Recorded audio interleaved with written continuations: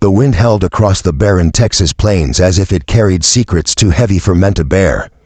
Dust swirled in the fading light of day, painting the horizon with streaks of copper and ash. A lone figure sat hunched on the porch of a sagging ranch house, his hat pulled low, his eyes staring at nothing. That figure was Caleb Harlow, a man not yet 30, but with lines in his face carved as deep as any old-timer's. He had been forced into something no man of his age ever thought would be his fate, a marriage not born of love but of survival. And the woman waiting inside, Mary Beth Dawson, was twice his age. Folks whispered about it in town, some snickering, some pitying, others downright cruel. A poor rancher so desperate, so cornered by dead-end circumstance, he'd signed his name and bound himself to a widow nearly 60. She was stout, gray-haired, and carried herself with the stiffness of someone who had seen her share of sorrow. To the gossips, she was a burden in human form. To Caleb, at first, she was a chain around his neck. But what no one in those dusty streets knew was that Mary Beth would give Caleb something far more valuable than youth or beauty ever could. Caleb's father had left him nothing but a name and a mortgage when he died. The cattle were few, the land dry, and the bank hungry. Caleb had worked himself raw trying to keep the Harlow ranch alive, but every harvest was thinner, every calf born weaker, and every debt heavier. He was standing in the bank's office one sweltering afternoon, hat in hand, ready to beg for more time, when Mary Beth Dawson made her proposal. Her late husband, a prosperous meal trader, had left her comfortable but lonely. She wanted companionship, she said. She wanted a man to keep her land from going to waste. She wanted someone who could protect her from the rough men that lurked around widows with coin in their pockets. And in return, she would pay off Caleb's debts and secure his ranch. The words felt like shackles clamping shut, but the deal was struck. That very week, a preacher stood in a cramped church and joined them before God. The first nights were quiet, almost unbearably so. Mary Beth kept to her own room, and Caleb to his. She moved around the house with a deliberate grace, tending to her sewing, reading her Bible, humming hymns as though she had no thought to what town folks said of them. Caleb felt the weight of shame pressing on him each morning he saddled up to work the ranch, imagining the laughter behind his back. But Mary Beth never mentioned it. One evening, a storm rolled in from the west, splitting the sky with jagged lightning. Caleb rushed to bring the cattle in before they scattered. The rain came hard, soaking him to the bone, and when he stumbled back through the door hours later, shivering, he found Mary Beth waiting with a fire blazing and a pot of stew steaming on the table.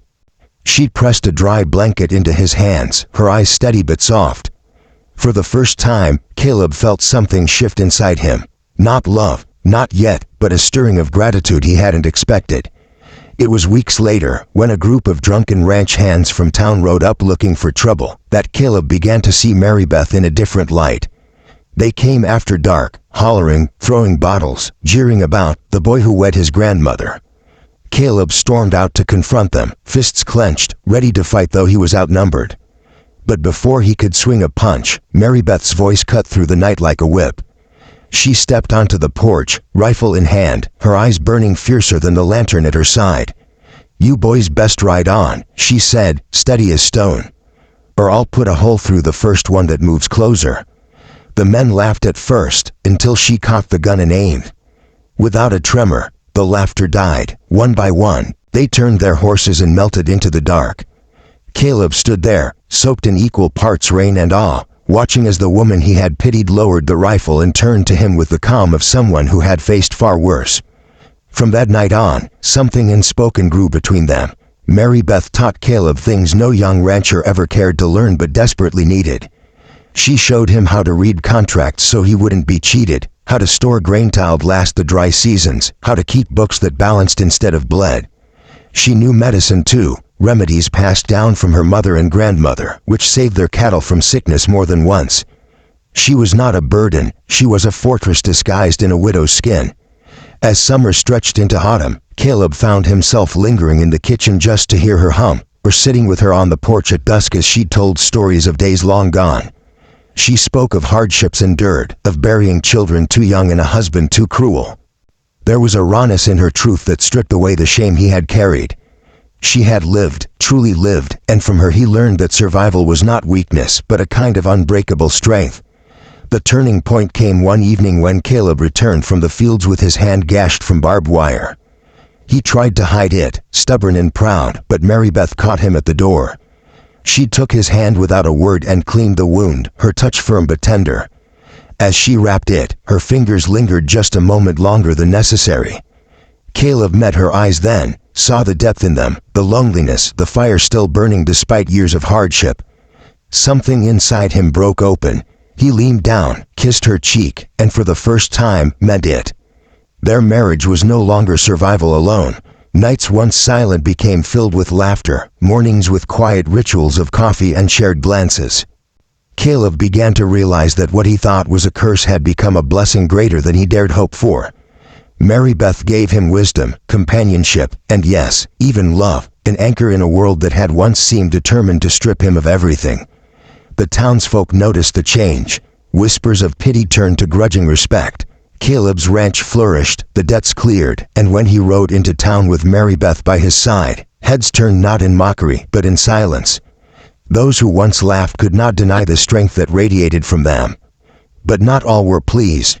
One evening, the same ranch hands who had mocked him returned, bitter at his rising fortune.